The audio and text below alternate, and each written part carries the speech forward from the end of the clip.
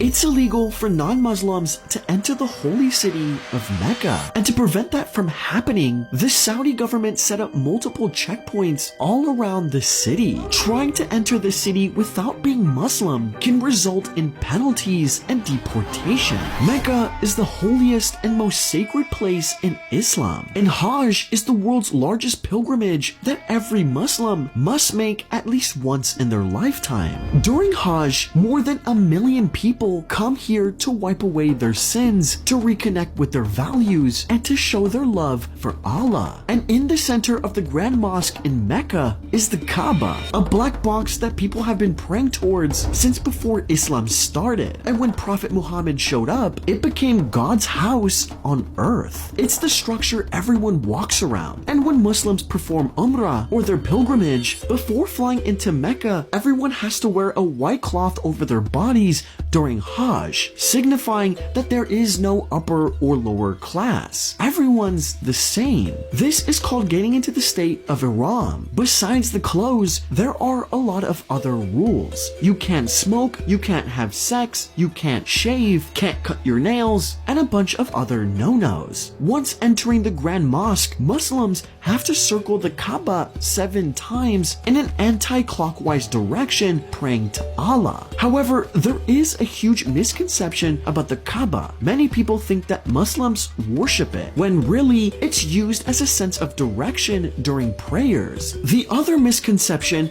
is that no one is allowed to enter the Kaaba. Years ago, any Muslim was allowed to walk inside. However, due to the overwhelmingly number of people, it's mostly kept locked and closed. The Saudi Arabian government is very strict about who can enter the holy Kaaba and who can't. The odds of non-Muslims entering the blessed space are quite literally impossible. Currently, only worthy Muslims are allowed to enter the Kaaba to pray, and only those who are authorized by the guardians of the monument, the Al-Shabi family, who have held the only key for 15 centuries, have this privilege. However, there are exceptions. Those visiting the Kaaba during other times of the year are sometimes allowed to go inside. So what's hiding inside the Kaaba? Behind the large wooden doors covered with nearly 300 kilograms of gold is a small room with a marble floor with green cloth on the upper half. The Kaaba is used to unify Muslims around the world, but it begs the question,